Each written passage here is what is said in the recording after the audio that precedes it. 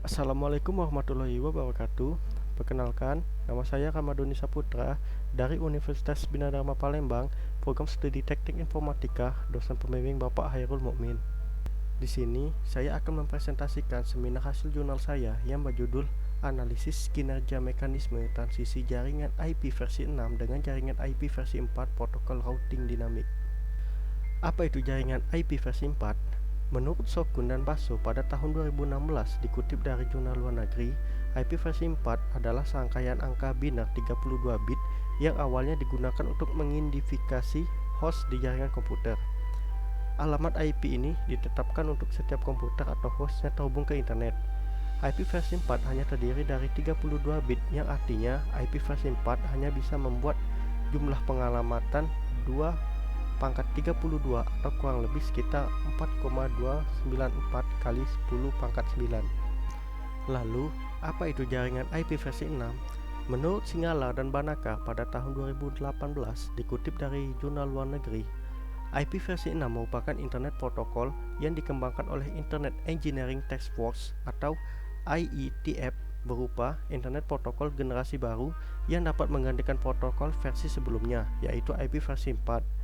IP versi 6 dibuat bertujuan untuk mengatasi masalah keterbatasan pengalamatan pada IP versi 4. Jumlah pengalamatan yang tersedia pada IP versi 4 sangat berbeda jauh dari IP versi 6 yang memiliki jumlah pengalamatan 2 pangkat 128 atau sekitar 3,402 kali 10 pangkat 38.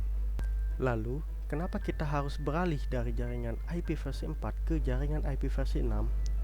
Singkatnya, jaringan IP versi 4 itu telah habis. Hal ini telah disampaikan oleh organisasi yang bernama APNIC atau Asia Pacific Network Information Center yang mengatakan bahwa IP versi 4 yang dikelola untuk wilayah Asia Pasifik hanya tersisa 0,4%, yang artinya IP versi 4 yang telah digunakan sebanyak 99,2%, di mana 0,4% lainnya telah reserve. Hal ini menandakan bahwa ketersediaan global alamat IP versi 4 mencapai tingkat kritis. Semakin banyak perangkat yang aktif, maka permintaan alamat IP semakin meningkat, dan IP versi 4 tidak mampu menyediakan alamat yang cukup untuk memfasilitasi perluasan tersebut. Karena keterbatasan pengalamatan itu, maka dibutuhkanlah standar baru yang dapat menangani masalah tersebut pada routing protokol yang memiliki kapasitas pengalamatan yang lebih besar. Dari masalah yang terjadi pada IP tersebut, maka dikembangkanlah IP versi 6 yang menjadikan standar baru dan dapat mengatasi masalah berupa pengalamatan yang lebih besar. Lalu, bagaimana cara melakukan transisi dari jaringan IP versi 4 ke jaringan IP versi 6? Hingga saat ini, jaringan IP versi 4 masih menjadi jaringan umum yang digunakan dalam pengalamatan IP, sehingga dalam melakukan pengimplementasian jaringan IP versi 6 dilakukan secara bertahap agar tidak mengganggu jaringan IP versi 4 yang sudah ada saat ini. Maka dari itu, dibutuhkan suatu mekanisme transisi yang dapat menggantikan penggunaan jaringan IP versi 4 menjadi jaringan IP versi 6 secara keseluruhan. Dalam melakukan proses transisi ini diperlukan suatu metode mekanisme terbaik yang dapat menunjang transisi tersebut, di antaranya dual stack, tunneling, dan translation. Adapun protokol routing dinamik yang digunakan dalam penelitian ini adalah OSPF. Apa itu mekanisme dual stack? Dual stack adalah teknik transisi yang paling banyak digunakan karena mudah diterapkan dan didukung oleh sebagian besar sistem operasi. Tidak ada proses penerjemahan yang terlibat selama proses transisi dual stack.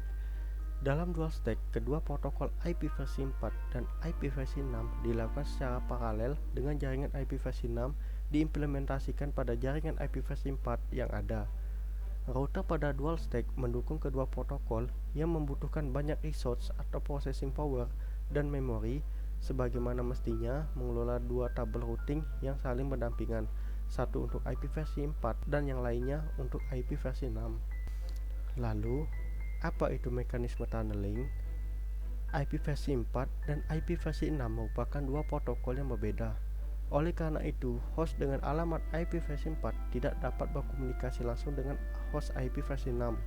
Tunneling merupakan mekanisme enkapsulasi suatu network protokol ke dalam delivery protokol yang berbeda, sehingga pada penerapannya paket-paket IP versi 6 dapat dilewatkan pada jaringan IP versi 4, begitu juga sebaliknya. Dan apa itu mekanisme translation? Translation adalah mekanisme transisi mengubah format dari IP versi 4 ke IP versi 6 dan sebaliknya. Skema ini menerjemahkan paket ke dua alamat. Konversi ini memungkinkan host IP versi 6 untuk berkomunikasi hanya dengan host IP versi 4.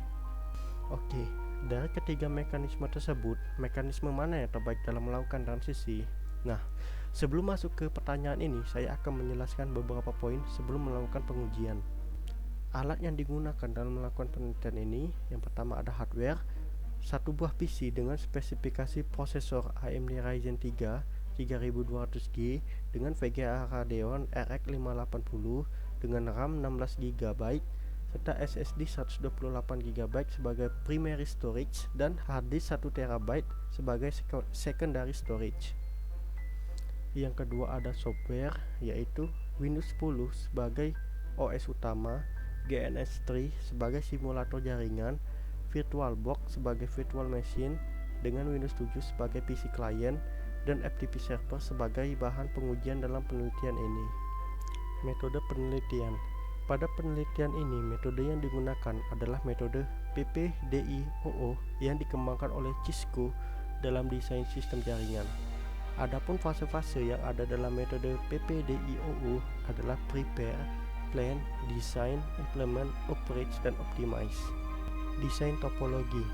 Untuk mencari mekanisme mana yang terbaik, maka dalam melakukan pengujian ini saya melakukan 3 skenario pengujian yang berbeda dari setiap mekanisme untuk mendapatkan hasil pengujian yang terbaik. Di skenario pertama, saya menggunakan 2 router dengan iOS C7200 yang telah mendukung penuh dalam penerapan jaringan IP versi 6, 2 switch dan 2 PC dari virtual machine yang menggunakan OS Windows 7. Di skenario kedua, saya menggunakan 3 router dengan iOS C7200 yang telah mendukung penuh dalam penerapan jaringan IP versi 6 dan 2 PC dari virtual machine yang menggunakan OS Windows 7.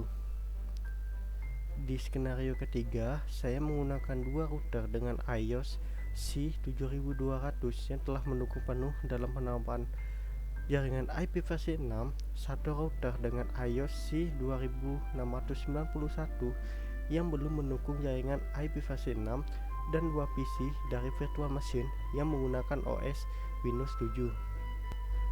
Parameter pengujian. Dalam penelitian ini, saya menggunakan parameter CPU usage, memory usage, dan transport time, di mana FTP server yang berperan untuk menguji mekanisme transisi dari parameter tersebut. Selanjutnya, kita masuk dalam pengujian pengukuran CPU usage. Pada skenario pertama dan kedua, dual stack membutuhkan resource lebih rendah dibandingkan dengan mekanisme lainnya. Hal ini menunjukkan bahwa dalam pengujian CPU usage, mekanisme dual stack lebih unggul dibandingkan dengan mekanisme lainnya. Namun, kelemahannya adalah mekanisme dual stack tidak bisa diterapkan jika ada perangkat yang belum mendukung jaringan IP versi 6 seperti skenario ketiga. Kenapa dual stack nilainya lebih rendah? Karena mekanisme dual stack tidak membutuhkan banyak proses yang digunakan saat melakukan transisi jaringan dari IP versi 4 ke IP versi 6. Selanjutnya, pada pengujian memory usage, pada ketiga skenario tersebut, tunneling membutuhkan resource lebih rendah dibandingkan dengan mekanisme lainnya. Ini menunjukkan bahwa dalam pengujian memory usage, mekanisme tunneling lebih unggul dibandingkan dengan mekanisme lainnya. Kenapa tunneling nilainya bisa lebih rendah? Karena proses konfigurasi yang dibutuhkan pada mekanisme tunneling lebih sedikit daripada mekanisme lainnya. Hal ini dapat mempengaruhi resource pada penggunaan memori. Yang terakhir, pada pengujian transfer time, pada skenario pertama dan kedua, dual stack membutuhkan waktu lebih cepat dibandingkan dengan mekanisme lainnya. Ini menunjukkan bahwa dalam pengujian transfer time, mekanisme dual stack lebih unggul dibandingkan dengan mekanisme lainnya.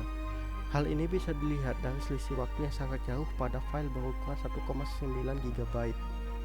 Setelah melakukan analisis mekanisme transisi jaringan IP versi 4 ke jaringan IP versi 6, dapat diambil kesimpulan. Yang pertama, Dari ketiga skenario tersebut dapat disimpulkan bahwa mekanisme dual stack yang paling unggul jika dilihat dari parameter CPU usage dan transfer time. Namun, dual stack tidak bisa diterapkan jika terdapat perangkat yang belum mendukung jaringan IP versi 6. Yang kedua, mekanisme terbaik yang menjadi alternatif ialah mekanisme tunneling, karena dalam pengujian memory usage, tunneling membutuhkan resource yang lebih rendah. Dan yang terakhir, jika ingin melakukan transisi jaringan IP versi 4 ke jaringan IP versi 6, namun terdapat perangkat yang belum mendukung IP versi 6, mekanisme tunneling dan translation dapat diterapkan pada transisi tersebut. Oke, sekian presentasi dari saya. Mohon maaf jika saya ada salah kata. Kepada Allah saya mohon ampun. Saya akhiri. Wassalamualaikum warahmatullahi wabarakatuh.